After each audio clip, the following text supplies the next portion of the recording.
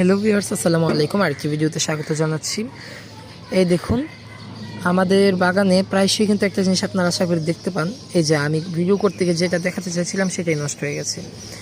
এই আমরুল পাতাটা কিন্তু সবাই দেখতে পান আশা করি। এটার নাম আমরুল পাতা। আমরুল পাতার বেশ অনেক ধরনের গুণ রয়েছে, তবে এর একটা বিশেষ বৈশিষ্ট্য আপনাদেরকে দেখাই। এই যে দেখুন, টাচ করা মাত্র কিন্তু বীজগুলো ছড়িয়ে পড়বে। এটা হয়তো পরিপক্ক না, পরিপক্ক বীজ অবশ্যই টাচ করা মাত্র ছড়িয়ে পড়ে। এটাকে দেখা যাক। না, একটু আগে আমার হাতের নাড়া লেগে অনেক বীজ ছড়িয়ে পড়েছে।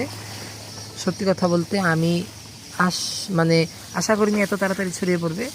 কিন্তু এই যে দেখুন, এখানে এগুলো কিন্তু পরিপক্ক হলে ছিটিয়ে পড়বে। আমি অন্য কোথাও খুঁজে দেখছি যদি ছড়িয়ে পড়ার মতন বীজ তাই আপনাদেরকে দেখাবো। এই যে দেখুন, আমরুল পাতার এই যে বীজগুলো যখন পরিপক্ক হয়ে যায় তখন কিন্তু হাতের টাচ লাগলে কিংবা কোনো না কোনো কারণে একটু ঝাঁকুনি পেলেই কিন্তু বীজগুলো ছিটিয়ে ছিটিয়ে চারদিকে ছড়িয়ে পড়ে। আমরুল পাতার ঔষধি গুণ যদি বলতে চাই, বেশ কিছু ঔষধি গুণ রয়েছে।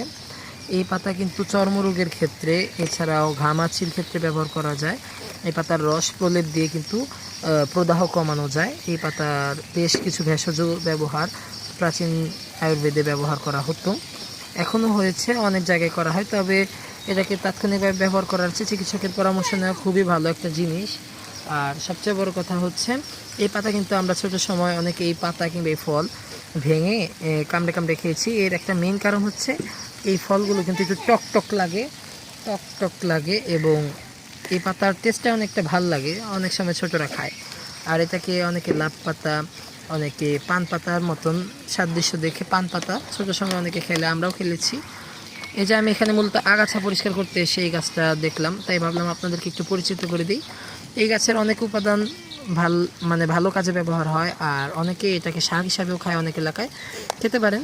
তবে কোনো চর্মরোগের ক্ষেত্রে ব্যবহারের ক্ষেত্রে আমি অবশ্যই রেকমেন্ড করব কারো না কারো কোনো চিকিৎসকের অবশ্যই পরামর্শ নিয়ে কাজটা করবেন। কারণ চর্মরোগের ক্ষেত্রে এমনিতেই গায়ে র্যাশ উঠে যায়।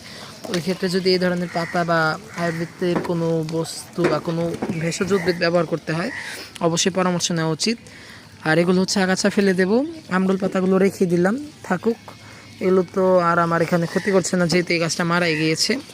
এই তবে আমরুল পাতা হোক। ধন্যবাদ সবাইকে, আসসালামু আলাইকুম।